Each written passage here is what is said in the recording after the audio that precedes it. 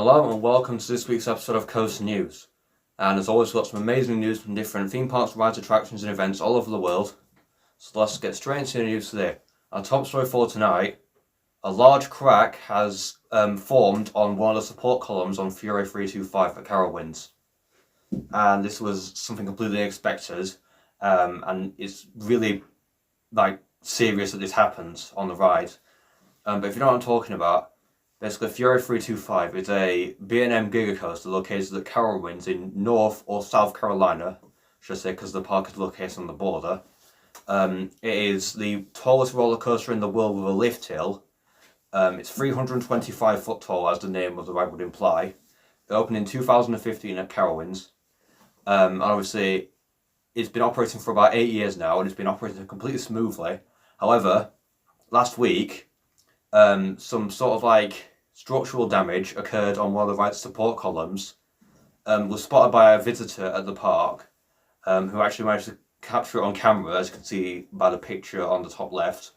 A massive crack had basically formed at part of the support columns. And it wasn't until I think they reported it to the park, and I think sometime later they actually closed it, even though there's video footage of them still operating the ride with this crack on. I think that might have been before the guest reported it to the park, but they closed it, and it's been closed since. They've had the maintenance team inspecting the entire track and all the supports and all that. They've obviously taped up the entire crack with lots of tape and wrapping, and also some pieces of metal as well to hold it together. And early this week, they also came out with a statement basically stating what had happened and how they're going to fix it.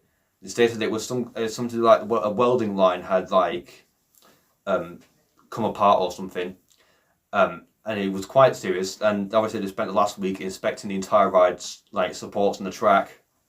And they stated that B&M, they've been working with B&M on this. They're going to build a new support column. They're going to take this one out, and they're going to have the new one in by next week, which is quite fast. And after that, they're going to do the usual test cycle of the ride. They're going to test it 500 times, and ask B&M to have a final inspection of the rides in order to make sure that it exceeds all the safety requirements. Obviously, this is a very serious thing that's happened on the ride. There's no reopening date announced yet, but I don't think it'll be open for the rest of the season. Thankfully, when it's occurred, no one on the ride was hurt, which is good. I'm glad to see that no one was hurt, because obviously safety is the number one priority at theme parks. A lot of people have been pointing out they should inspect the ride more often. I mean, it is quite a big ride, but I'm hoping that they can get the ride safety up to scratch when it reopens. In other news today, the Big Dipper has officially reopened at Blackpool Pleasure Beach. And I'm so glad that it's managed to reopen this season for its anniversary this year. But if you know what I'm talking about, basically Big Dipper is a wooden roller coaster located at Blackpool Pleasure Beach in, obviously, Blackpool, England. It first opened in 1923. It's currently the oldest standing ride at Blackpool Pleasure Beach. And this season, this August, is actually celebrating its 100th anniversary. That is insane to think. The ride is turning 100 this year. Now, obviously, as you will have noticed if you visited the park recently, if you've seen online, they've actually closed the ride for basically since the start of the season in February for renovations. Obviously, they've been refurbishing it all up, making it all, improving all the ride systems, and giving it a makeover basically for its anniversary. One massive note, probably one of the biggest things that they've changed the iconic onion structure at the top of the lift hill. They made it so it's all, instead of being white and blue, they've changed it so it's all white and gold. And obviously, because they took the onion out before, I'm pretty sure this might be a brand new one, although I'm not entirely sure. As for the other changes that they've made, I'm not entirely sure what the extent of the changes are just yet. But I imagine they'll have spruced up the ride, given it a big makeover for its 100th anniversary. Obviously, the park emailed people in the Blackpool Pleasure Beach fan club, basically stating they're going to celebrate the 100th anniversary in August, because obviously that's when it opened. They're going to hold a celebration for it after the park closes that day. They're inviting people, members of the fan club, to basically come visit the park. They're going to have all kinds of celebrations, and obviously you'll get to ride the ride on its 100th birthday.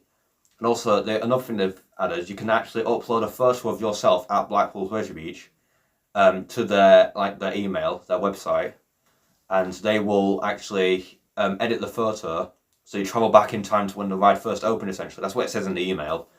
So it looks as if you're actually standing in the park when the Big Dipper first opened. Now, obviously, this is actually amazing how they're doing it. I love how they're celebrating it. And Big Dipper is obviously quite an iconic ride for Blackpool Pleasure Beach, and also quite an innovative one as well, because it was the first roller coaster in the world to use upstop wheels. Which obviously, if you don't know what upstop wheels are, they are basically the wheels that sit on the underside of the rails. This meant that the ride could perform like different maneuvers that had never been done before on roller coasters, and it's the reason how we're able to have more airtime focused rides now, which is obviously quite a big achievement. But I'm so glad Blackpool Pleasure Beach is celebrating the 100th anniversary of the Big Dipper, the classic wooden roller coaster, and I cannot wait to see what they do to celebrate. Also in the news today, Luna Park in Sydney have announced the restoration of their classic Wild Mouse roller coaster for 2024.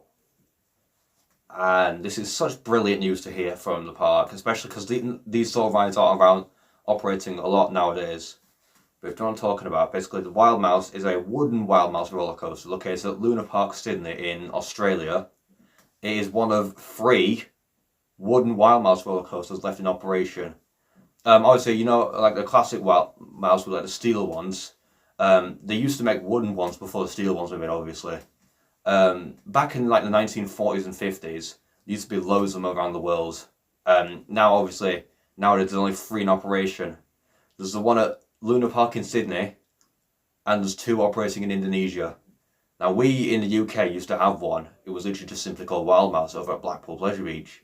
But that closed in 2017 after the park tried to implement magnetic brakes to the ride instead of a manual brake system. And obviously recently, the Luna Park Sydney have released a statement basically saying that they plan to restore this attraction, like they're having basically doing like a restoration project. It's scheduled to reopen in summer 2024. Now that I imagine the ride has been closed for this season. I'm so glad that this amusement park in Sydney is investing in their attractions. Now I say this is the same Luna Park they installed the Big Dipper roller coaster in 2021, which was obviously the world's first Intamin hot racer roller coaster. And if you don't know what that is, it's basically Intamin's take on the RMC Raptor coaster, but it's got launchers instead, so a lift hill. But obviously the park has existed for quite a long time. It's a bit like the Blackpool Pleasure Beach of Australia, essentially. They've existed for quite a long time. They're quite a vintage amusement park, and it's so awesome to see that they're like Blackpool Pleasure Beach are keeping their older attractions up to date with the new ones as well. Because obviously they're restoring their old Wild Mouse coaster, the wooden one, which is so great to see. And I cannot wait to see what the new Wild Mouse, the restored Wild Mouse looks like when it reopens in 2024. Obviously, what the state of the restoration projects and of like renovation, assuming it would be something similar to like restoration projects on like old castles and like old structures, things like that. And now Alton Towers, they do quite a lot of renovation projects with like the towers and the gardens and things like that. Obviously, a couple of years ago, they restored the pagoda fountain.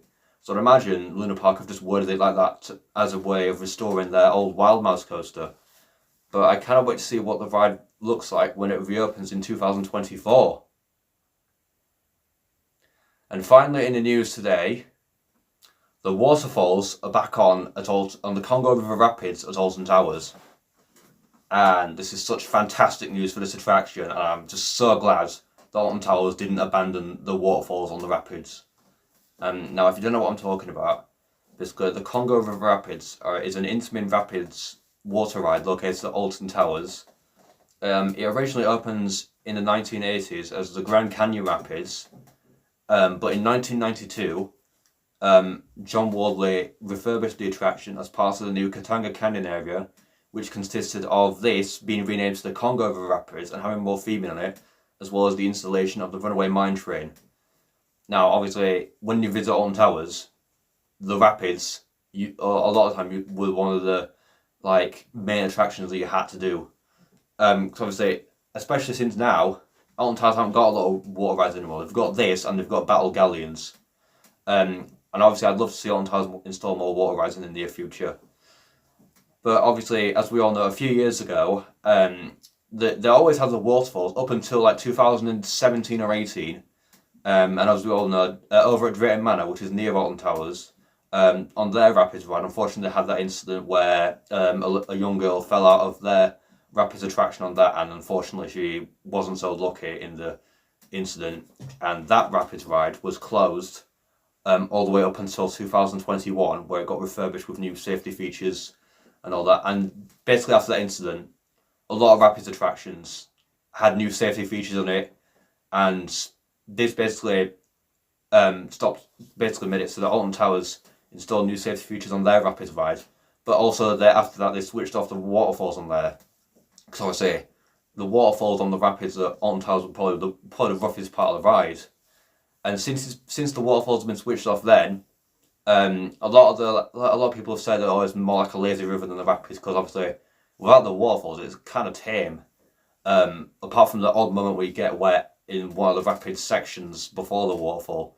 However, as of the start of this season, there have been a lot of speculation saying that the waterfalls might return to the Congo River Rapids. And the weird thing is, at the start of this season, like just after opening day, they switched on one side of the waterfall, not even both sides, just one, for about 2 days, and then it's just been switched off.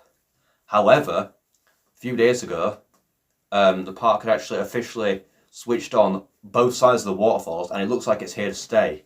I'm so glad they've brought back this part of the ride, and it's just a sign that the Alton Towers are planning to improve their existing attractions so that they may continue to operate for years to come. I'm so glad they're doing this. But yeah, that is it for this week's episode of Coast News. I hope you've enjoyed, and if you did, then please make sure to like and subscribe, and comment what you'd like to see in the next video. Bye!